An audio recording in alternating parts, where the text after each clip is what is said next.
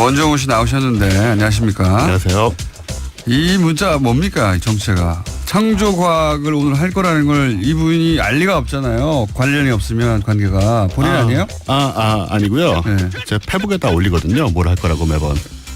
아니 오늘 창조과학에 대한 말씀 참 유익합니다. 이게 어떻게 하기도 전에 나오냐고.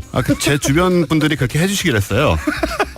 딱 마지막 편이라서 반응이 없다고 미리 해주시는 걸로. 네, 실토 나왔습니다. 네. 친족은 아닙니다. 친족은 아니고 친구라고 하죠. 친구. 예, 친구. 자, 어쨌든 미리 유출된 오늘의 주제는 창조과학입니다. 창조과학. 네. 창조과학이 이제 잠깐 화제가 됐죠. 네. 그래서 오늘 창조과학을 한번 다뤄볼까 하는데, 창조과학. 창조론과 창조과학은 다른 겁니다. 네, 다른 거죠. 이게 네. 이제 혼란스럽기 쉬운데 대부분 종교는 창조와 관련된 내용을 다 갖고 있잖아요. 네, 모든 종교는 그렇죠. 그렇죠. 네. 그래서 뭐 종교인이라면 그걸 이제 부정할 수는 없고요. 네. 근데 비종교인 제 입장에서도 그걸 이해를 하는데 예컨대 뭐 종교적 관점에서는 우주가 6일 안에 만들어졌다고 말할 수도 있고 네. 뭐 9개의 지옥이 있다고 말할 수도 있는 건데 이거는 이제 종교의 자유라는 전제 안에서 보정된 거잖아요. 네. 뭐 노아의 방주 얘기나 뭐 기타 등등 다른 종교에도 뭐 이런 유사한 그렇죠. 믿지 않는 사람들한테는 신화에 가까운 이야기들이 많이 있습니다. 모든 종교에 다 있다고 보시면 되고요. 예. 근데 여기에 과학이라는 라벨이 붙으면 이야기가 달라진다는 거죠. 그러니까 이런 거 같아요. 이게 소위 이게 지적 설계론인데, 예. 그러니까 본인이 과학을 하는 사람인데 네. 6일 만에 우주가 창조됐다는 것은 본인이 평생 교육받고 또 스스로 연구하고 하는 본인의 과학적 지식으로는 받아들일 수가 없고 네. 그런데 신의 존재를 부인하기에는 또 본인의 신앙심 때문에 안 되고 그 사이에 타협점을 찾아낸 이론이 아닌가. 그 타협점을 찾아낸 것처럼 굉장히 좀 수준이 낮은 방식입니다. 솔직히 말해서 이건. 그래요? 왜냐하면 왜냐하면 창조과학계에 투신한 과학자들도 많은데 그런데 실제 박사학위도 없는 원종우 씨가 그렇게 그렇습니다. 말한다는 것은 네, 재미있는 점은 뭐냐면요. 실제로 예를 들어서 이런 문제들 뭐 지구의 기온이라든가 우주의 기온이라든가 진화라든가 이런 걸 연구하는 전문가들 중에는 그런 창조과학을 그쪽에 연결시키는 분이 하나도 없다고 보시면 돼요. 다른 걸 연구하시는 근데 분들입니다. 생화학자들이라든가 뭐 기계공학을 하신 분들이라든가 그런 분들이 있어요. 네, 그분들은 직접적으로 이걸 연구하시는 분들이 아니죠. 네. 전공이 다른 거죠. 그러니까 지적 설계론이라는 건 간단하게 말하면 이런 거거든요. 이 우주가 이렇게 복잡한데 무작위로 됐을 리가 있냐. 그렇죠. 지적인 존재가 이게 이제 시계공. 네, 눈먼 시계공. 눈먼 시계공이라는 책도 있고 뭐 하여튼 시계공 비유에서 처음 시작되는데 시계를 봐라. 이렇게 복잡한 게 저절로 생겼겠냐? 근데 그것도 훨씬 더 복잡한 예를 들면 인간이나 우주가 누군가 지적 설계를 하지 않았을까? 뭐 이런 거죠.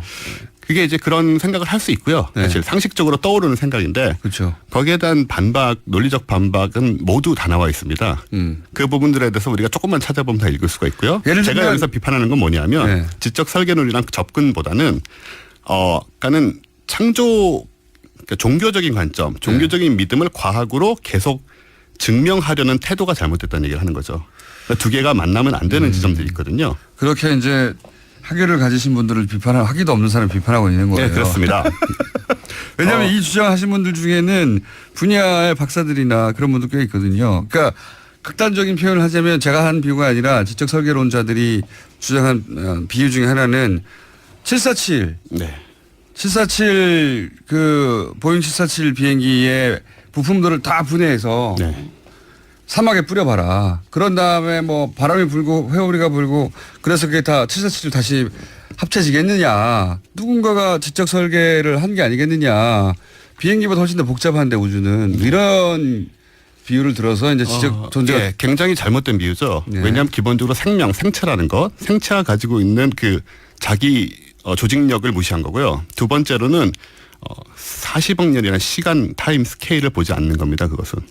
그래서 기본적으로 아주 파기된 논이고요. 그런 거는. 유기체가 40억 년에 걸쳐서 점점 진화하는 것과 다 분리되어 있는 부품들이 스스로는 붙을 수 없죠.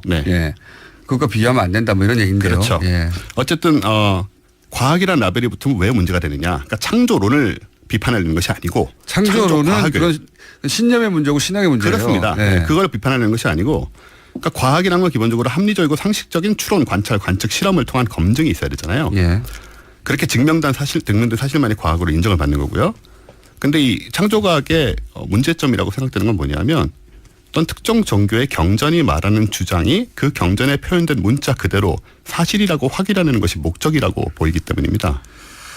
꼭 그렇지 않은 사람도 즉 있습니다. 종교적으로 네. 제시된 것들의 옳음을 증명하는 것이 대전제라는 거죠. 여기서 지적 설계했을 때 지적 존재가 있어야 되니까 그렇죠. 이 지적 존재를 신이라고 하는 거죠. 그렇죠. 그런데 여기서 우리가 창조과학이라고 말하는 부분은 그거보다 더 작은 범위입니다. 사실은 일반적 지적 설계론보다 창조과학이라는 건 고유명사고요. 그러니까 이 창조 관련된 과학이라는 의미보다 훨씬 좁은 영역에 사실 있습니다. 예를 들어서 과학에서는 지구의 나이를 46억 년이다라는 어떤 전제를 깔고 그거를 증명하려고 하진 않거든요. 증거들이 조합돼서 그 답이 나온 거죠. 그렇죠. 답이 이것저것 뭐 검사해보고 반감기 조사해보고 어쩌고저쩌고 그렇죠. 했더니 그랬더니 40몇 억 년이라고 하는 이제 추론이 나온 거죠. 그렇죠. 근데 창조과학의 주요 주장 중에 뭐가 있냐면 이제 젊은 지구론이라는 게 있거든요.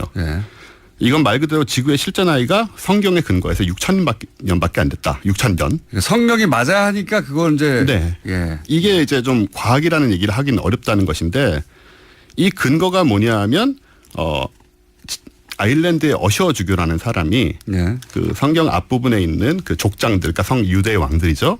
그 왕들의 그 나이를 역추적해서 찾아낸 게 BC 4004년입니다.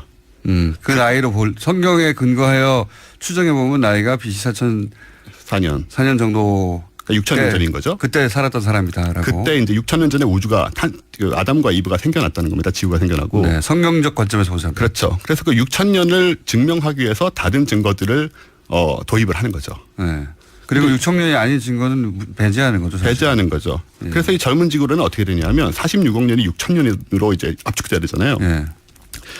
그러니까는 인간과 공룡도 함께 살았어야 되고요. 그 정도 압축해서 빨리빨리 하려면은 사실은 우리나라한테 맞는 이론인데요. 초압축 성장의 한국적 공룡과 인간이 같이 살아야 되고 살아야 되고 이런 게 있고요. 그러니까는 사실 46억 년의 모든 지질학적, 고인류학적, 고생물학적, 진화생물학 증거가 다 나와 있는데 이걸 6,000년에 압축하려다 보니까는 무리가 생길 수밖에 없습니다. 그렇겠죠. 이게 사실 어떻게 보면 제가 지난번에 여기서 얘기했던 지구 평면설 하고 좀 크게 다르지 않잖아요. 지구가 6,000살이란 거는. 그래서 사실 반박하려는 시도 자체가 좀 궁색한 상황인데 이게 이제 말씀하셨듯이 이제 본인이 과학적 훈련을 받다 보니까 신앙도 과학으로 풀어보려고 하는 그런 욕구가 생기죠. 그런 욕구가 생긴 것이 창조과학이라고 하는 이름으로 만들어진 거죠. 그렇죠. 근데 사실 창조과학에서 말하는 세계관이 종교적으로도 가장 보수적이고 가장 그 원론적인 그러니까 근본주의라고 하죠. 그것에 가깝다는 점이 이게 모순적인 좀 느낌들이 있고요. 이게 철학적인 레벨에서 접근해야 한다는 뭐 이런 얘기도 있어요. 그러니까 지적 설계론이 이게 이제 유신론과 무신론을 과학적으로 접근해 보려는 시도다. 이렇게 거창하게 얘기하기도 합니다. 그러니까는 철학으로 가면 되는데 과학이란 것은 아주 구체적이고 특정한 사고하는 방식이거든요. 그래서 그런 점에서 이제 문제가 생긴다는 것을 많은 과학자들이 주장을 하는 거고 그리고 그럼 기독교인 과학자들이 전부 창조과학을 믿거나 창조과학에 경도되느냐면 그렇진 전혀 않고요. 제가 아는 과학자들 주변에도 기독교인들이 꽤 있습니다. 근데 이분들이 지구의 나이가 6,000살이라는 생각 같은 거는 거의 대부분 하지 않고 훨씬 대국적이고 큰 그림에서 성경을 받아들이고 혹은 자기 경전을 받아들이고 어떻게 그 소위 이제 성경의 문구 하나하나와 본인이 가지고 있는 과학적 지식을 그 괴리가 생길 때 어떻게 해결합니까? 신앙을 가진 과학자들은. 쉽지 않은데 성경의 문구 하나를 전부 받아들이려면 돼지고기도 먹으면 안 되잖아요. 그렇죠. 여러 가지 굉장히 많은 문제가 생깁니다. 그래서 이걸 이제 현대적으로 접근을 해서 제가 아는 과학자들 같은 경우에는 과학이 풀어내지 못하는 지점이 있습니다. 예를 들어서 우주론 같은 경우에 빅뱅은 왜 일어났나? 혹은 빅뱅 이전에는 그럼 뭐였나? 뭐 빅뱅 이전엔 뭐가 있었나? 이런 것들은 물리법칙이 빅뱅에서 붕괴되기 때문에 그 이전으로 돌아간다는 게 의미가 없어지거든요. 이 지점에 자신들의 신을 놓으세요. 그러니까 기존의 과학 이론들에 대해서는 받아들이되 지금 현재 과학으로 해결할 수 없는 부분에 신을 놓는다. 그렇죠. 그래서 뭐 왜 간편하네요. 예, 그렇게 얘기할 수도 있고 어떤 의미에서는 네. 네. 어쨌든 간에 지금의 우리 과학과 모순되지 않는 그래서 그런 스탠스를 취할 수가 있는 거죠. 그래서 저는 이것은 어쨌든 신앙을 가진 사람으로서 최선의 형태라고 생각을 하고요. 근데 이제 창조과학은 그게 아니라 적극적으로 그 경전에 맞추려고 한다, 과학을. 네, 그렇죠. 네. 그럼 그랜드 캐년이 노아의 방주 때 그 홍수 때 생긴 거고. 이렇게 그렇게 주장도 합니다. 네네. 네. 이렇게 아주 구체적인 사안들을. 그러면은 노아가 미국에 살아야 되는 거 아닙니까? 노아가 뭐 원체 홍수가 이스라엘 컸으니까. 쪽 아니었나요? 그게 이제 전 지구적으로 벌어진 홍수니까 뭐 여기저기 그렇게 자국을 남겼다. 그래서 이제 그랜드 캐년이 이제 그래서 생겼다는 주장을 하시고. 그러니까 이런 식이라고 생각하시면 돼요, 매사가. 그러니까 너무 구체적인 사안들을 전부 이제 일일이 입에 맞춰가지고 하다 보니까는 무리가 생기는 것이고 비과학적인 요소가 안 생길 수가 없죠. 그러니까요. 이 창조 과학계라는 게 제가 알기로는 미국에서 출발한 것인데 네. 우리나라에서도 한 10여 년 전에 만들어졌잖아요. 네, 꽤 됐습니다. 예. 거기에 과학이라는 이름을 붙었기 때문에 참여하신 분들은 사실은 이공계 출신의 네. 학자들입니다. 그렇죠. 네. 일단 여기서 우리가 좀 짚고 넘어갈 게 뭐냐면 뭐 저는 종교를 부정하는 사람은 아니고요. 근데 종교는 기본적으로 믿는 행위가 전제지 않습니까? 네. 근데 과학은 의심하는 행위가 전제거든요. 네. 그래서 이 둘을 개인이 갖고 살 수는 있을지 모르겠습니다만은 섞어버리면 종교도 과학도 다 망쳐질 수 있다고 저는 생각합니다. 무신론자시죠? 네, 무신론자입니다. 네, 저도 무신론자이기 때문에 이거는 둘이 붙어서 얘기하면 유신론자가 없기 때문에 불공정한 방송이나 재미는 있습니다. 네, 어쨌든 종교가 믿는 행위고 과학은 의심하는 행위라는 점은 아주 기본적인 전제라서 네. 저는 이것들이 깔끔하게 잘 분리됐으면 좋겠다는 생각이 있습니다. 오늘 굉장히 진지하게 늦게 헐레벌떡 들어와서 이것이 재미없을 걸 알고 일단 여기서 끝내야 되군요. 안녕. 안녕. 요즘 댓글 공작을 일삼고 있는 원정우 씨 나오셨습니다. 안녕하십니까? 예, 저 가상 청취 문자의 존재감이 빛나는 원정우입니다. 네. 아마 인류 역사상 처음이 아닐까요? 이런 경우는? 방송을 듣지 않았는데 심지어는 본인이 방송하지 않는 날에도 방송을 잘 들었다는 문자가 오고 있어요. 지금 이거 있을 수 없는 일인데. 역사상 유례가 없는 사태다. 네. 자, 오늘의 주제는 그분들이 친구들입니까? 친척들입니까? 알바들입니까? 잘 모르는 분들입니다. 물론 제가 페이스북으로 요청을 하긴 하지만 페이스북 요청을 이제는 좀 트렌드가 돼서 스스로 이제 살아서 돌아가는 그런 것이 되지 않았나 생각이 되고요. 알겠습니다. 자, 오늘 주제가 뭡니까? 오늘 주제 말씀드리기 전에 요즘 제가 얼마 전에 창조 과학 얘기를 했음에도 불구하고 계속 지구 6,000살 얘기가 그 워딩과 함께 화제가 되고 있잖아요. 여기에 대해서 서울대 장대익 교수님이 한마디를 인용하고 갈까 합니다. 알겠습니다. 내 나이가 과학적으로는 47살인데 신앙적으로는 2개월이라면 그건 말이 되느냐. 이게 모든 걸 함축하고 있는 얘기가 아닌가 전 생각을 하고. 네, 그 비유적으로. 네네. 그게 지구 나이가 6,000년에 불과하다면 그걸 이제 그대로 내 나이에 비교하면 내가 2개월이 됐다는 얘기다. 네. 그러니까 이런 식으로 얘기하면 우리가 받아들일 수 있느냐. 이제 이런 예를 드셔서 제가 굉장히 좋은 예라고 생각해서 소개를 드렸고요. 오늘은 좀 비과학, 반과학. 왜 본인이 했다고 그러지 그랬어요? 그럴 순 없죠. 또 비과학, 반과학 이런 얘기들이 계속 나오는 가운데 진짜 과학이 뭘 하는지를 좀 얘기를 드리려고 해요. 진짜 과학이. 네. 얼마 전에 제가 개기일식 갔다 하지 않습니까? 이제 미국에. 예, 계속 자랑을 하게 되는데 일생 몇 분이 같이 갔다고 그랬죠? 200명 가까이 갔었죠. 근데 저도 가고 싶었어요. 네. 그런 경험을 혼자 하는 것도 물론 기억에 남지만 그렇게 많은 사람들이 한꺼번에 보게 되면 그렇죠. 그 전체가 종합적으로 잊지 못할 기억이 되거든요. 정말. 상승작용이 또 있고요. 네. 또 나중에 좀 만나서 나누고 싶은 그런 느낌들도 있고. 이게 뭐 1년에 한 번 있는 것도 아니고 아마도 앞으로 죽을 때까지 다시 없을 기회니까. 있어도 가기가 힘들죠, 사실. 여러 가지로. 그 말이에요. 네. 어쨌든 자주 있기 때문에. 네, 몇백 명이 같이 가서 그걸 봤다는 건 부럽습니다. 그래서 이제 이게 자연이 만들어낸 우주쇼였다라고 한다면 이제 15일 내일 모레는 인간이 만들어낸 작은 우주쇼가 하나 펼쳐집니다. 뭡니까? 이게 이제 미국과 유럽이 보냈던 그 토성 탐사선 카시니호라고 지금 토성 궤도를 돌고 있는데 얘가 그랜드 피날레를 할 예정입니다.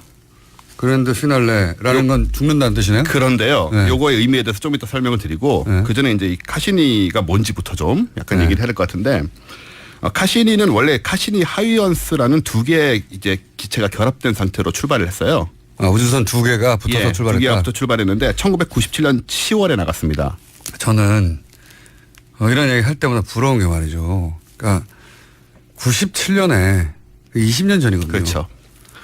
20년 전에 지금 미국 네. 뭐 나사에서 쐈겠죠. 그다음에 두 개가 결합된 걸 보면 하나는 뭐 유럽 쪽 공무. 유럽 우주국입니다. 네. ESA. 그러니까 거기서 20년 전에 토성에 보낼 탐사선을 보냈다는 거예요. 그렇죠. 이미 네. 우리가 독자적인 인공위성 기술을 아직도 못 가지고 있잖아요. 발사체 기술이 아직 부족하죠. 예, 발사체 기술이. 네. 예. 그래서 사실은 정말. 뭐 저희가 잘 예로 드는 건데요. 네. 지지난 정권에서 썼던 22조 그 돈만 잘 사용했어도 네. 전 우주에 다 갈 수 있었다 우리는. 맞습니다. 네. 여기 들어간 돈 3발의 피입니다. 거기 비하면. 22조에 비하면 이건 말도 안 되는 비용인데 10분의 1 정도도 안 되는 충분히. 네. 예. 그런 점이 더 아쉽죠. 어쨌든 이제 가서 만약에 지금 우리가 토성을 탐사하기 위해서 만약에 우주선을 쏜다. 어마어마한 우리 자체 뉴스가 되겠죠. 그렇죠. 근데 이 인류 역사를 보자면 20년 늦은 거예요. 그렇죠. 네. 그러니까 얼마나 뒤처져 있습니까? 그러는 사이에 우리 최근에 벌어졌던 돈 쓴 사례들을 보면 예. 땅 파고 뭐 강 파가지고 22조를 쓰고 자 다시 돌아와서요. 네.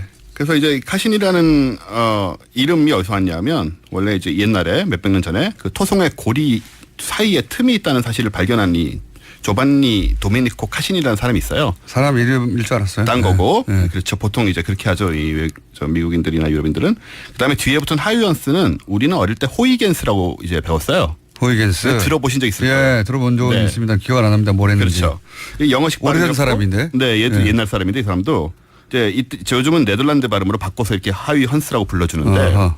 이분이 뭐냐면 토성의 가장 큰 위성인 타이탄을 발견한 사람이에요. 토성의 위성을 발견한 사람이다. 네. 그래서 예. 두 개를 붙여가지고 보낸 건데 호이겐스는 태양광 파동설을 최초로 주장했던 저걸로도 사람이라고. 굉장히 유명합니다. 네. 네. 근데 여기서는 이제 타이탄 발견한 게 되게 포인트였죠. 토성 탐사선이니까.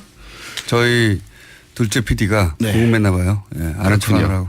첫째 PD가 있네요. 저도 봤습니다. 예. 의미합니다. 지금 별로 중요하지 않아요, 그 얘기. 자, 어쨌든 쭉 7년을, 나오시죠. 예, 예. 7년을 항해를 해서 2004년에 도착을 했고 예. 2004년에 도착해서 카시니는 거기서 13년 동안 토성 궤도를 돈 겁니다. 계속 지금까지 13년이나. 계속 사진을 수십만 장 수백만 장의 사진을 찍고 네. 우리가 보는 그러니까 토성 근접 사진들 전부 다 그리고 카시니가 찍은 거죠. 그게 이제 띠가 얼음 덩어리다. 그런 이런 거 것들은 다 여기서 밝혀지는 거죠. 카시니가 다 네. 찍은 거고요. 그럼 하위연스는 뭐랬냐? 네. 각자 임무가 있었던 건데 네.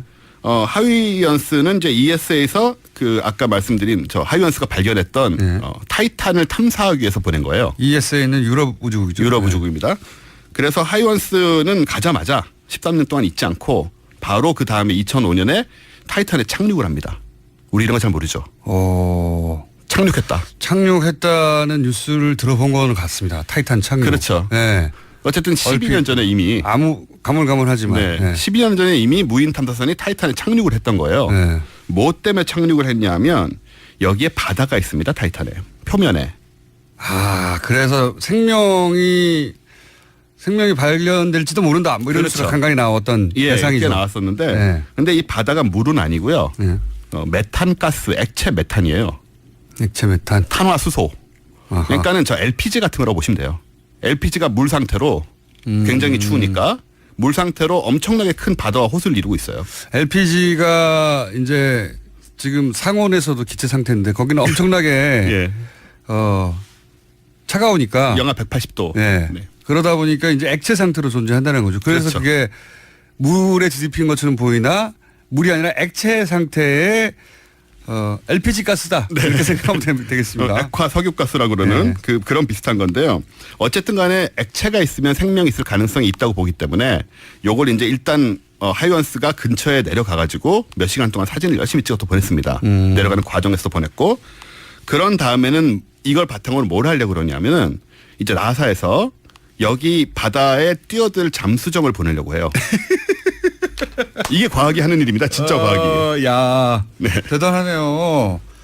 하긴 물에서만 생물이 산다는 보장이 있습니까? 일단 액체가 있으면 가능하다고 보고 있거든요. 에탄올에 최적화된 생물이 살 수도 있고 그렇죠. 지구도 절대 살 수 없을 것 같은 아주 고온에 사는 무슨 분화구 심해 열수공이라고 하는 거기 사는 생명체도 여기는 못 살아 있는데 나왔잖아요. 나왔죠. 굉장히 많죠.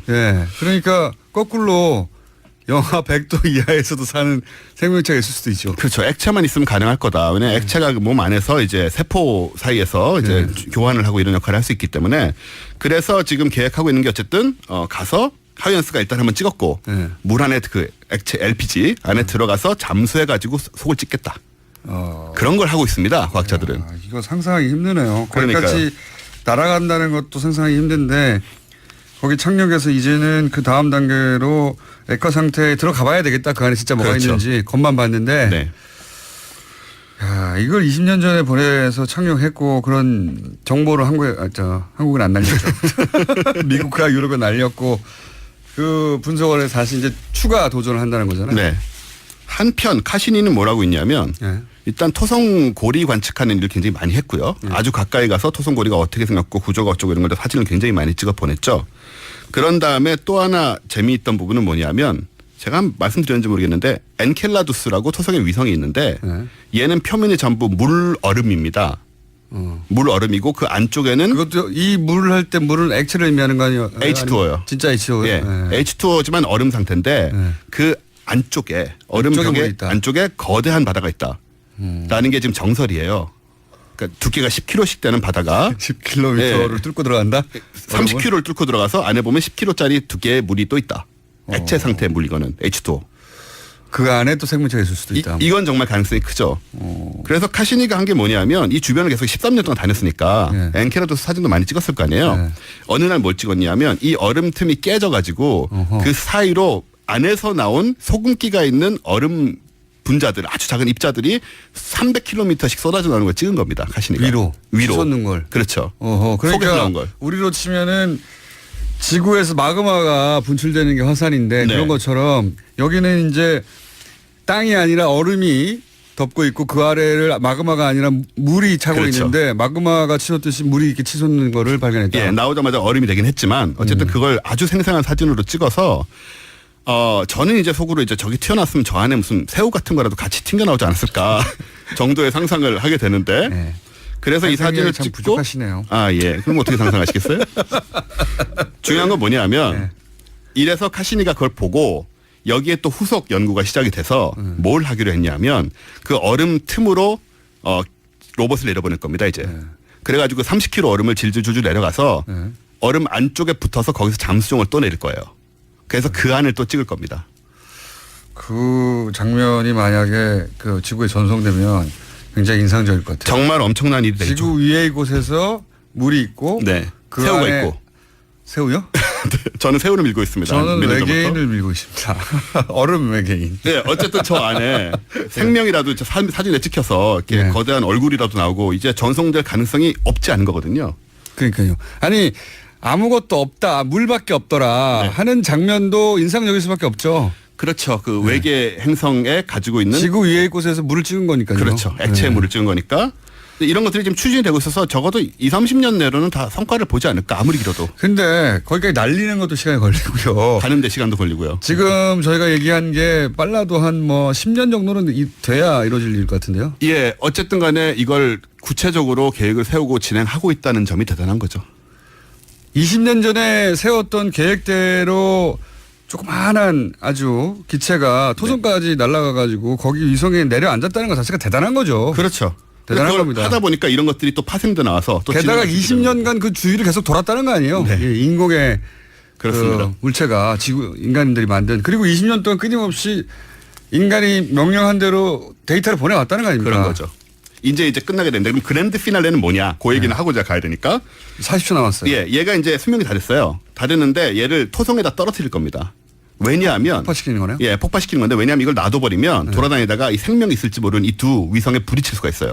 생명이 있을지도 모르니까. 예, 이게 되게 중요합니다. 그래서 아하. 이 방사능 물질을 갖고 이 운행을 하고 있기 때문에 그렇죠. 얘네들에게 생명 손상을 줄까봐 그걸 신경을 써가지고 토성에 떨어뜨리는 거예요. 쓰레기를 소각하는 거네요. 그렇죠. 혹시라도 생명에 우리가 오염을 시키면 안 되니까. 분리수거하는 거네요. 우주 분리수거. 떨어지면서 생명을 피해서 떨어지는 그 섬세함이라는 게 또 있는 거고요. 떨어지면서 이제 토성의 대기를 뚫고 지나가면서 그 사진을 다 보낼 겁니다. 마지막으로. 토성은 땅이 없잖아요. 가스 그렇죠. 행성이니까. 가스니까. 그래서 그 정보를 우리한테 다 보내주고 얘는 산화할 거예요. 그게 그랜드 피날레입니다. 과학은 이런 일을 하고 있다. 과학은 이런 일을 하고 있다. 진짜 과학은. 여기까지 하겠습니다. 원종호 씨였습니다. 감사합니다. 내일 뵙겠습니다. 안녕. 자, 과학과 개그와 그리고 무의미한 이야기를 오가는 원종호 씨 나오셨습니다. 안녕하십니까. 안녕하세요. 자, 지난주 우주 얘기 한번 한 다음에 네. 원래 저희가 우주 얘기로 시작했죠. 그렇죠. 네. 간만에 해서 그런지 호응이 좋았습니다. 아, 그렇군요. 정통과학을 했거든요. 네. 그냥 간만에 아무런 개그 없이. 예, 감동적이었다는 얘기로 들었어요. 거기까지는 모르겠고요. 근데 이제 저런 건 있어요. 우리는 뭘 했나? 그렇죠? 20년 전에 발사한 사실 우리 먹고 사는 문제하고는 아무 상관이 없어요. 그렇죠. 네. 그 인간이 가진 지적 호기심 또 탐구 정신 네. 뭐 이런 것의 발로인데 한 20년 전에 쏴가지고 지금 임무를 마치고 그 일종의 자발적인 장례식이죠. 네. 그 행성을 오염시킬까봐 장례식을 치르는 장면 그 이야기를 듣다 보니까 야. 근데 거기 들어간 돈이 우리 4대 강의 몇 분의 1밖에 안 된다는 걸 듣고 나니까. 몇 분의 1밖에 안 되죠. 예. 뭐 전체 했나. 프로젝트가. 그러니까 말입니다. 이게 먹고 사는 문제 항상 그 돈이 돼야 안 돼. 그 돈도 안 되는 걸 왜 해? 이런 얘기 참 많이 하는데 그러니까 언젠지는 모르겠는데 어느 시점부터 우리가 그렇게 돈이 안 되는 것에 투자하는 것 그것이 인간 본성이 가지고 있는 이제 지적 호기심 혹은 탐구 정신의 발현인 부분에 대해서도 굉장히 인색했거든요. 네. 그걸 다시 되돌아보게 하는. 그리고 사람들이 즐거움을 얻는 방식에 대한 얘기인데 사실 뭐 이런 얘기 하면은 그게 뭐 밥 먹여주나 이런 얘기 하잖아요. 네. 부동산 가격이나 좀 알려줘. 예. 뭐 집값 올라가 떨어져. 이 얘기만 꼭 필요한 게 아니거든요. 우리가. 그런 얘기 많이 하는데 우리가 그렇다고 그 사람들이 밥만 먹고 사느냐 술도 마시고 네. 또 뭐 게임도 하고 뭐 별의별 먹고 사는데 관련 없는 일을 하면서 살고 계신데 인간의 본성이라는 게 사실 그 단순하지가 않은데 그렇죠. 복잡한 것인데 이런 이야기 이런 것들을 우리가 추구하지 않은 채 살았다 너무 오랜 네. 기간. 자 오늘은 무슨 이야기입니까? 오늘은 저 취업 관련 정보를 하나 알려드리려고 하는데요. 네. 최근에 미항공 우주국 나사에서 네. 채용 공고를 냈어요. 이게 네. 뭐냐면 플래네터리 프로텍션 오피서 한국말로 하면 행성 보호관 한 명을 모집한다. 행성 보호관이라는 게 뭐 하는 겁니까 이게? 아, 네. 그래서 이제 되게 궁금해지는 거죠. 그게. 행성을 어떻게 보호한다는 거예요? 연봉도 높아서 한 1억 4천에서 2억 1천만 원 사이로 책정이 돼 있어요. 하고 싶나 행성 보호. 네. 이게 제가 오늘 공고를 보고 왔는데 원래는 7월 13일부터 8월 14일까지 한 달 동안 신청받는 걸로 돼 있었는데 네. 아직도 페이지가 열려 있는 걸로 봐서 채용이 안 된 게 아닌가 싶고. 적임자를 못 찾았다는 얘기겠죠. 네. 신청자가 없을 리는 없고. 그래서 우리 미국 이제에서도 많이 들으시잖아요. 그러니까 네. 미국 시민권자는 신청할 수가 있대요. 이 자격 요건이 뭡니까? 그리고 무슨 일을 하는 거죠? 일단 행성을 보호할 수 있는 능력을 가져야 되지 않나 생각이 드는데 그 능력이 뭔가? 어벤져스 네. 토르 이런 그 정도 돼야 되는 거 아닙니까? 그래서 이 정체가 뭐냐는 걸로 처음에 뭐 미국 언론도 좀 떠들썩했던 거예요. 네. 도대체 무슨 일을 하는 거냐? 네. 그러니까 외계인이 침공해 오거나 뭐 소행성에 떨어질 때 충돌해서 혼자 지구를 한 명만 뽑아요, 그것도. 슈퍼맨을 1억 5천에 구현하면 너무 싸지 않습니까? 그러니까 그런 점들이 이제 한 명만 공개 채용을 하고 있는데 그렇다면 이제 이런 슈퍼맨이나 아이언맨 같은 사람을 나사가 실은 이렇게 공개적으로 쓰고 있었던 것이냐. 네. 실제로 그런 얘기가 굉장히 많이 오고 갔어요. 그러니까 단어 자체가 행성을 보호한다니까. 네. 행성을 보호할 정도의 능력이 있어야 될 것 같고. 그러니까요. 그러면 최소한 아이언맨 아니면 인간이 아닌 슈퍼맨이나 토르 이 정도 돼야 되는 것 네, 같아요. 배트맨으로 부족합니다. 배트맨은 안 되죠. 부족해요. 배트맨은 도시 하나 정도 보호하는 거예요. 그렇죠. 예. 안 돼요, 배트맨은. 그래서 어벤져에 보면 쉴드라고 지구 방위군 같은 거 있거든요. 네. 그런 거를 나사가 운영하고 있었던 게 아니냐 이런 말까지 하여튼 나왔는데. 뭐 여러 가지 말들이 많았다. 네. 근데 뭐 하는 직업이랍니까? 이게? 뭐냐면요. 왜 지난 시간에 아까 말씀하셨지만 우리 카시니의 그랜드 피날레 얘기를 했었잖아요. 그 행성이 오염되지 말라고. 네. 네. 생명이 살지도 모를 토성 위성들을 피해서 네. 이제 토성에 떨어뜨리자 이거였는데. 뭐 이렇게 지구에서 뭔가 묻어갔을 수도 있고. 그렇죠, 그렇죠. 그래서 예상치 못한 그 행성의 어떤 생태계가 존재하는데 네. 할지 안 할지 모르지만 그걸 오염시킬까봐. 그렇죠. 그래서 폭파시켜버린 거 아닙니까? 그런 거죠. 네. 이 행성 보호관이 하는 일이 바로 이건데요. 네. 지구에서 탐사선을 보낼 때 탐사선 외부와 내부에 많은 생명체 유기체들이 묻어서 가요. 닦는 거예요? 그렇게 생각이 되죠 또 이제. 그러면 이제 지구를 지키는 게 아니고 나가는 걸 이렇게 가가지고 혼자서 로켓을 닦는 거냐고 생각이 되는데 물론 그런 건 아니고. 그러면 전반적으로 이것을 관리하는 그 플랜과 프로젝트를 어떻게 지구의 물질이 행성 탐사선에 묻지 않도록 오염되지 네. 않도록 하는가 그런 부분들을 연구하고 이제 실행하는 그런 닦는 거 아닙니까? 그러니까 결국 닦아야지. 본인이 하는 것 같진 않고 뭐 닦기도 해야겠죠. 네. 네. 이걸 닦아서 해결할 것이냐, 뭐 증류수를 뿌릴 것이냐, 네 여러 가지 네. 그런 걸 이제 파악을 하고 네. 하는 일인데 이게 왜 이런 걸 해야 되냐면 우주 공간에 나가면 막 붙어 있는 게 다 죽을 것 같잖아요. 겉에 붙은 건 적어도. 근데 그렇지가 않습니다. 무중력 상태임에도 불구하고. 네, 우리 지난번에 뭐 뜨거운 바다에서 사는 뭐 생명 얘기도 했는데. 그렇죠. 이 생명력이 강한 동물들이 굉장히 많은데 그 중에 제가 오늘 소개할 그 동물은 물곰이란 거예요. 물곰? 네, 물곰 네. 완보 동물이라고 하는데. 왠지 느낌이 친근한데 물곰. 굉장히 귀엽게 생겼습니다. 길이는 한 1mm니까 굉장히 작은데. 1mm. 얘는 불사신입니다, 말 그대로.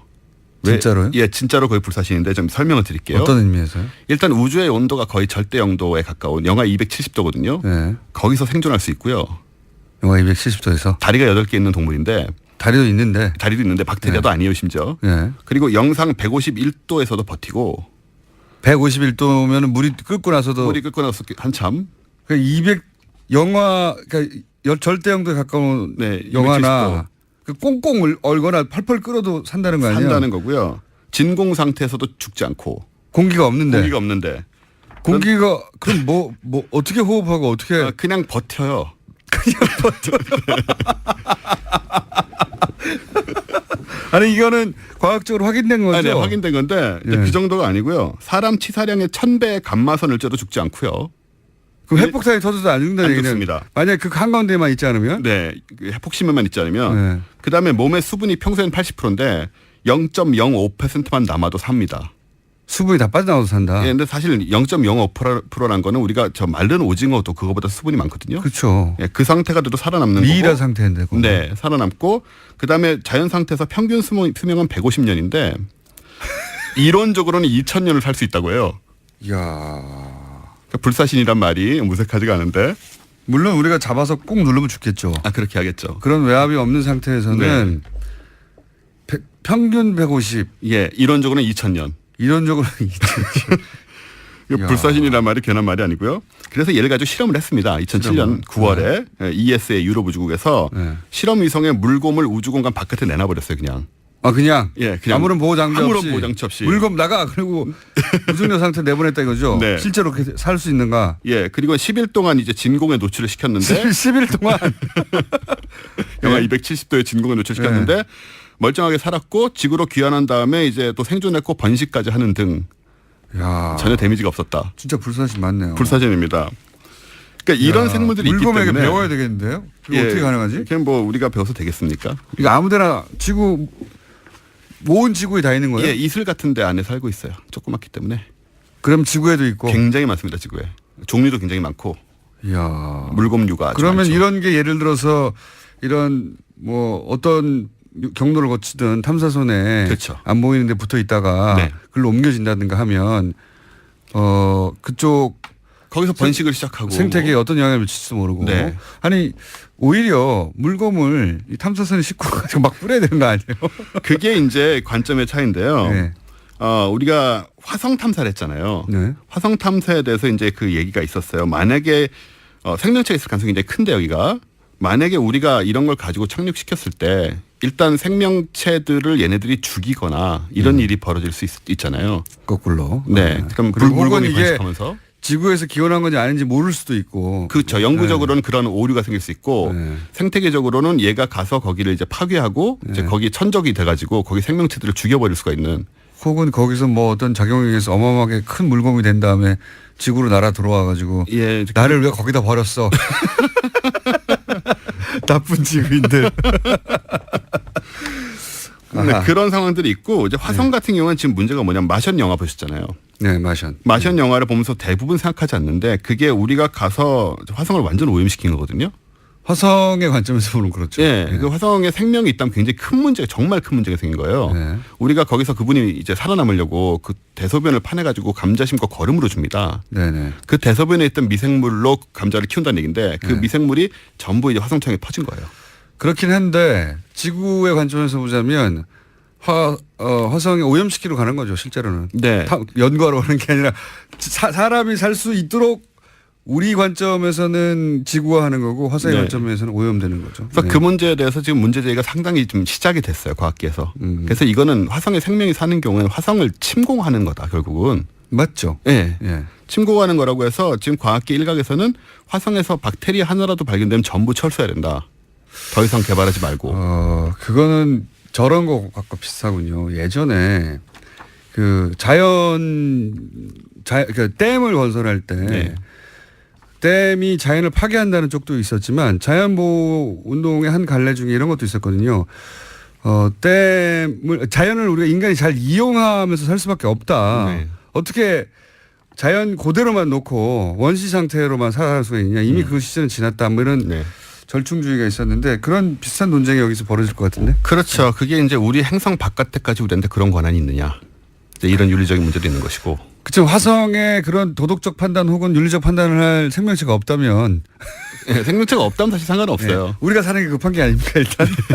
지구인들이 살아남는 게. 그래서 이제 그걸 확인하려고 노력을 하는 것이고. 그럴 때 유기체들이 탐사선에 묻지 않도록 하는. 주로 이제 나갈 때 문제 들어올 때도 신경을 쓰지만 들어올 때는 묻혀 들어올 수 있잖아요. 근데 사실 이런 건 좀 부러운 게 여기까지 고민해 준다는 거죠. 바로 그 점입니다. 여기까지 고민해 준다는 겁니다. 기술을 넘어서서 과학이 거기까지 갔어요 이미 세계적으로. 이런 사려 깊음이란 이런 게 되게 아쉬운 부분. 우리는 뭐 가지도 못하는데 이런 사려 깊음이 있겠습니까 지금 현재. 과학이 이런 일을 하고 있습니다. 네, 많이들 지원하시기 바랍니다. 원종우 씨였습니다. 내일 뵙겠습니다. 안녕. 감사합니다. 자, 과학 팟캐스트라고 하는 분야를 사실상 열었다고 말할 수 있는 분입니다. 원종우 씨 나오셨습니다. 네, 안녕하세요.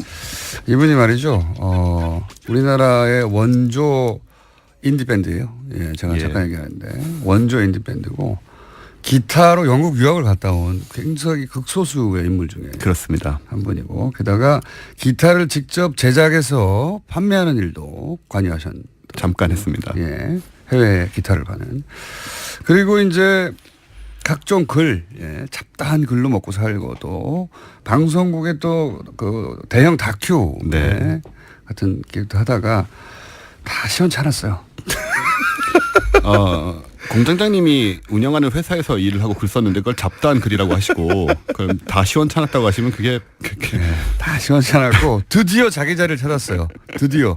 드디어 이 과학 분야에서 전공도 아닌데 자신의 입지를 굳혔습니다. 독자적인. 축하드리고. 저 공개 방송 왜 안 나왔는지 묻는 사람 없었나요? 단 한 사람도 없었습니다. 그렇군요. 나온 사람들로 다 만족했기 때문에. 제가 원래 나오는 거였는데 제가 귀찮아서 안 나왔습니다. 아침에 일어나기 싫어서. 처음 듣는 이야기고요. 네. 초대는 받았었어요, 사실. 그거는 대부분 일단 초대를 해놓고 답을 온다고 받아놓은 다음에. 그렇군요. 그다음에 저희가 골라서 자르려고 한 거예요. 알겠습니다. 자, 오늘 얘기는 30년 넘은 사회생활 동안 자신의 입지를 찾지 못하다가. 오늘 얘기하겠습니다. 오늘 얘기는 중국의 과학 굴기. 중국의 과학 굴기. 이게 우리나라가 중국이나 일본의 과학 성과 이런 걸 참 몰라요. 그 의도적으로 폄하하는 것도 있고요. 있습니다. 실제. 그리고 뭐 중국에 대해서는 아마 일제 시대에 심어진 인식이기도 해요. 그렇죠. 그 전에는 사실 대국이라고 거의 뭐 1000년 이상 섬기다시피 하다가 일본이 들어오면서 그 중국을 3등 국민으로 만드는 의식 개조 네. 같은 거를 일본이 의도적으로 합니다. 네. 예. 그러면서 우리 인식 배경에 중국은 우리보다 게다가 또 사회주의 국가, 공산주의 국가가 되면서 우리보다 못 살고 뒤처지고 이런 인식이 최근 수십 년간 있어 왔죠. 네, 있어 왔죠. 그리고 일본 같은 경우에는 우리 언론에서 네. 과학 얘기 같은 거 잘 안 써주기도 하고. 그렇죠. 네, 그게 굉장히 심한데. 노벨상도 여러 개 받았습니다. 일본에서는. 과학만 20개 넘게 네, 받았죠. 기초과학으로. 네. 예. 그래서 그 얘기를 좀 드릴까 하는데 아직도 이제 중국 과학하면 뭐 짝퉁 전자제품 혹은 잘해야 스마트폰 조립하는 공장이 있다. 이렇게 생각하시는 분들이 많거든요. 그 정도 수준에서. 그렇죠. 네. 근데 지금 지난 한 10여 년 동안 너무나 굉장한 속도로 기초과학 분야가 발전이 돼서 그 과학 굴기라는 말도 이제 제가 만든 게 아니고 이쪽에서 쓴 말이에요. 중국에서. 중국이 굴기라고 표현하는 분야가 많습니다. 많습니다. 예. 굴기라는 건 무슨 뭐 산처럼 일어난다 뭐 이런 식의 의미인데. 그 이제 중국이 과거 가장 서양보다 훨씬 앞선 문명을 우리가 자랑했고 네. 이제는 다시 그때로 돌아가야 된다 이런 거거든요. 그렇죠. 거의 뭐 강박에 가까운 네. 그런 생각이 있는데 작년에 그래서 시진핑 주석이 이제 과학 굴기를 천명을 하면서 2049년이 중국이 이제 중화인민공화국이 생겨난 해잖아요. 네. 100년 되는 해거든요. 그래서 2049년까지 과학 최고 수준의 국가를 만들겠다라고 선언을 했어요, 작년에. 49년까지. 근데 아직 많이 남았네요. 그 점이 재밌는 건데 무슨 뭐 10년 후 이런 게 아니고 뭐 2030년 이런 게 아니고 한 30년 가까이 시간을 잡고 이거를 진행하고 있다는 게 오히려 조금 눈여겨봐야 될 부분이라고 생각이 중국은 돼요. 이런 거 잘합니다. 그러니까요. 예. 시야가 넓고 멀고. 땅덩어리가 넓어서 그런지. 그러니까요. 예. 그리고 중국의 이점은 화교가 없는 나라가 없어요. 네. 그리고 들어간 나라에서는 대부분 굉장히 경제권을 가지고 있습니다. 그렇죠. 예.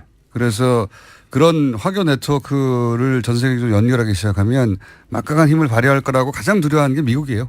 미국이 실제로 두려워하고 있고 미국을 따라잡고 있는 상황인데 지금 그리고 말씀하신 화교 네트워크라는 것이 이제 미국이나 유럽에서 공부하고 연구하고 있던 학자들을 이제 중국으로 다시 이제 불러들이고 있거든요. 굉장히 좋은 대우를 주고. 그리고 그 지역의 상권들, 예, 그렇죠. 그 알짜 상권들을 화교들이 많이 주고 있어요, 사실은. 그러니까 그런 것들이 이제 여러 가지 조건에서 연결되고 있고 진짜로 연결된 경우에는 엄청난 힘을 발휘할 텐데. 그래서 이제 중국 정부가 소위 이제 연구 개발 투자 그 R&D 예산이라는 게 있잖아요. 한 가지만 더 얘기하면 네. 그 트럼프 대통령의 수석 전략가였다고 최근에 잘린 배넌이 그런 얘기를 했었어요. 북한은 양념일 뿐, 이 북핵 위기 양념일 뿐 실제로는 중국을 지금 눌러놓지 않으면 이제 소위 미국이 아니라 중국의 시대가 열릴 것이다 하는 인식이 트럼프 행정부 내에 있고. 그게 이제 북핵 위기를 더 부풀리는데 영향을 끼친다 뭐 이런 얘기도 있습니다. 여하간 중국이 굉장한 속도로 지금. 네. 일단 중국이 어느 정도 돈을 쓰고 있느냐 여기에 이 연구 개발 투자에 지금이 GDP의 2.1%인데 2020년에는 2.5%로 확대하겠다고 밝혔어요. 근데 이게 이제 퍼센트로 보면 별거 아닌 것 같지만 이게 지금 중국이거든요. 우리나라가 사실 퍼센트로 따지면 세계 최고 수준이에요. 그러니까 R&D 예산이 이제 전체 예산에 차지하는 4%가 넘고 올해도 이제 19조 투자를 하는데 이게 이제 4% 5% 돼요. 그 우리나라 전체 예산이 올해 400조이기 때문에. 근데 중국은 경제 규모가 원체 크니까 금액으로만 따져도 2015년 기준으로 이 연구 개발 투자비만 465조 원이라 우리나라 전체 예산보다 큽니다. 저는 중국 하면 생각나는 게 창어 몇 톤인지 기억 안 나는데 창어. 네. 달 착륙을 했어요. 달 착륙했죠. 5년 전에 무려. 우리가 이제 독자적인 인공위성 발사체 기술이 없잖아요. 아직 없죠. 없는 거는 우리 기술력이 거기 못 도달해서가 아니라 미국이 못하게 하는 거거든요. 예, 로켓 때문에 로켓 기술하고 연결되니까. 그렇죠. 이제 ICBM 기술하고 같은 거니까. 예, 못하게 해서 여전히 인공위성을 독자적으로 못 쌓아 올리는데 중국은 달 착륙을 했어요. 네, 무인이긴 하지만 했습니다. 네. 달 착륙을 했고 우주정거장도 지금 쏘아 올렸죠. 캔궁이라고 네. 올라가 있죠. 올라가 있고. 이런 거 우리가 잘 모르거든요. 이거 잘 보도 크게 안 하거든요. 네. 네. 그래서 이렇게 많은 돈을 쓰면서 이제 어느 수준에 올라 있느냐를 우리가 좀 봐야 되는데 일단 과학기술계에서는 그 논문 영향력이라는 게 굉장히 중요한 지표거든요. 네. 얼마나 참조되느냐. 그렇죠. 예. 그러니까 일본의 문부 과학성이 주요 8개 분야 과학 관련된 분야를 분석한 결과 미국과 중국이 4개 분야씩 수위를 차지한 거예요. 미국과 중국이. 네. 그러니까 이 논문 영향력 분야에서는 미국하고 동등한 상황에 이미 도달을 했다. 예전에 이런 얘기 했어요. 일본을 전 세계에서 유일하게 무시하는 나라가 한국이다. 이런 얘기가 있었는데 제가 보기에는 최근 조금 바꿔서 전 세계에서 중국을 가장 낮게 보는 나라 중에 하나가 우리나라인 것 같아요. 예. 그러니까 이제 그런 관념을 가지다 보면 우리가 이 속에서 계속 뒤처질 수밖에 없다는 게 지금 문제가 되는 건데 그리고 아까 이제 로켓 얘기 하셨지만 중국은 우리 이제 나로를 몇 년 전에 발사를 했잖아요. 네. 근데 중국은 이미 1999년에 그 선저우 1호를 발사했고요. 네. 자체 기술로. 예, 자체 기술로. 네. 2001년, 2002년 뭐 2호, 3호, 4호, 2003년에도 쐈고 2008년에는 선저우 7호가 나가서 우주인들이 우주 유영도 했습니다. 밖에서. 네. 그리고 2011년에는 선저우 8호가 나가서 이제 방금 말씀하신 우주정거장 텐궁 1호하고 도킹도 했고 그러니까 이런 과정들이 다 있는데 독자 기술로. 독자 기술로. 네. 일단 여기는 ICBM 기술이 있으니까 발사체 기술이 있는 거거든요. 그리고 아무튼 중국은 우주 정거장과 유인 우주선을 보유하고 그걸 아주 적극적으로 활용하고 있는 나라인 거죠. 우주 실험실이라고 자기들은 부른다고 하더라고요. 그렇죠. 예. 나 이렇게 많이 알지? 그러게요. 예. 우주 관련 관심 많으죠. 그래비티 영화에도 보면 그 텐궁 1호를 향해서 네. 이제 가는 살려고 그 장면이 사실 나오는데 근데 보면서도 우리가 많이 놓쳤죠. 그 다음에 최근에는 엑스레이 위성을 발사해서 이건 완전히 기초과학 기술인데 그래서 이제 인공위성으로 띄워놓고 엑스레이로 이제 우주를 찍는 그런 우주 망원경인데 이것도 완전 최첨단 기술인데 이제 이런 것도 보유를 하고 있는 상태. 그러니까 지금 문재인 정부가 얼마나 어려움을 처해 있습니까? 이렇게 막 뻗어가는 중국하고 그다음에 그 트럼프의 미국하고 사이에서 북핵 때문에 그러니까요. 아 정말 곤궁에 처해 있어요. 제가 보기에는 옵션이 너무 없다. 옵션이 없다고 보이네요. 저도. 네. 네. 이런 얘기하다가 또 갑자기 생각나네요. 네. 그러니까 중국 사드 때문에 중국하고 이렇게 우리가 이제 갈등을 일으키고 하는 게 장기적으로 보면 물론 우리 뜻대로 의사결정을 해야 되지만 모든 사안들을 이게 장기적으로 큰 걸림돌이 될 수도 있다 이런 생각도 듭니다. 저는 중국과 관계에서. 어쨌든 네. 자 그래서 그러니까 우린 뭐 하냐 이런 얘기 하시려고 그런 거 아니에요. 그죠? 예, 그것도 그건데 어쨌든 일단 현황을 좀 아는 게 중요하다는 게 얘네들은 이제 세계에서 다 제일 큰 걸 만드는 거예요. 입자기 만든다는 얘기도 있었던 것 같아요. 그죠? 예, 중국에서? 입자 가속기를 2020년에 가속기. 이제 만드는데 이게 스위스의 지금 LHC라고 세계에서 가장 큰 게 이게 지름이 27km거든요. 이것의 2배짜리를 건설한다. 땅이 크니까. 땅이 크니까 이거 뭐 이 정도 땅이야 뭐 아무데나 있는 거죠 거기야. 조금 큰 게 아니라 예, 2배. 한 50km 정도 될 것 같아요. 거기 전 세계 소위 이제 물리학자들을 내놓으라는 사람들 거기 가서 있는데 이제는 그렇죠. 중국으로 오겠네요. 일로 오겠죠. 더 좋은 장비가 있는 거니까. 네. 그러니까 2배. 네, 2배. 그러니까 입자 가속기가 크다는 말은 에너지를 높일 수 있기 때문에 그러니까 우주 과학적으로 말하자면은 빅뱅 순간에 점점 더 가까워질 수 있다는 이런 건데 우주의 탄생 원리를 연구한다는 뭐 그렇죠. 얘기하죠. 그런 쪽으로 정말 기초과학이죠. 이런 걸 이제 건설하고 있고 이거는 우리나라에서 건설하자 그러면 야 그거 우주 탄생 비밀 알아서 뭐 하려고 그래 이렇게 예, 그렇습니다. 일단 돈이 안 되기 때문에 돈을 많이 쓰는 거죠. 돈이 안 되는 그래서 우리 기초과학 하는 분들이 이 기초과학이 점점점 고도화돼서 결국은 어떻게 상업화될 수 있다 이 얘기를 하지 않으면 프로젝트를 딸 수 없다고요. 그 전체 그림이 다 있어야 돼요. 상업화까지. 그것까지 어떻게 과학자들이 고민하면서 연구를 합니까? 그걸 요구하니까 자꾸 돈 되냐 안 되냐. 그게 이제 우리하고 이쪽하고 지금 굉장히 벌어질 수밖에 없는 부분 중에 하나인데 게다가 이제 전파망원경도 지름 500m짜리를 얼마 전에 만들어서 이것도 세계 최대입니다. 500이요? 예, 원래 330m짜리였는데 가장 큰 게 그거 이제 305m짜리죠. 그거 이제 2배 크기를 이미 작동하고 있고. 손이 커요 정말. 예, 굉장히 큽니다. 근데 이제 말씀하신 것처럼 국가 차원에서 과학기술 이런 기초과학에 특히 투자해야 되는 이유는 이게 돈이 많이 들고 돈이 안 되기 때문이거든요. 그렇죠. 그럴수록 정부에서 해야 되는 건데 중국은 이제 지금 또 뭘 만들었냐면 미래과학상이라는 걸 만들었어요. 미래과학상이요? 예. 어워드? 예, 어워드죠. 이거는 민간단체가 미래폼이라는 민간단체가 하는 건데 뭐 바이두 회장이니 뭐 레노버 회장 이런 분들이 만든 건데. IT 기업들. 예, 예. 상금이 노벨상하고 같은 100만 달러라서 이게 권위가 불과 2, 3년 만에 확 생겨버렸습니다. 100만 달러. 우리나라에도 한국과학상이 있거든요. 원래 상금이 5천만 원이었는데요. 2014년부터 3천만 원으로 줄었습니다. 그러니까 저쪽은 11억이고 우리는 3천만 원이거든요. 이게 전 세계를 대상으로 하는 겁니까? 중국의 그 중국에서 연구하는 사람을 대상으로 합니다. 국적은 상관이 없어요. 국적은 상관이 없고 네. 그러니까 중국에 와서 그렇죠. 연구 인력들을 유치하려고 하는 노력 중 하나군요. 중국인도 주지만 이제 오면 너희들도 주겠다는 거니까 이게 또 굉장히 그런 부분의 어떤 묘한 그 유인책이기도 한 거죠. 과학계의 노벨상으로 여기게 만들겠다는 거네요. 네. 그렇죠. 중국에서 이제 같은 금액이랑 또 이제 의미를 두는 것이고. 100만이요? 100만 달러. 우리 101만 달러짜리 하나 만들어가지고. 일단은 3천만 원 문제부터 어떻게 좀 해결을 좀 하는 게 좀 필요할 것 같고. 그래서 이제 이런 얘기 하다 보면 또 이 얘기를 할 수밖에 없는데 지금 우리나라 1년 R&D 전체 예산이 19조밖에 안 되거든요. 어디 정부에 들어가시려고 그래요? 지금 오늘. 그런가요? 네. 저는 원래 이런 얘기 많이 하는데. 픽업 당하셨습니까? 아닙니다. 전 전혀 그런 욕심이 저도 없는 그런 사람. 생각이 픽업 할 리가 없는데. 그러니까요. 저를 왜 픽업하겠습니까?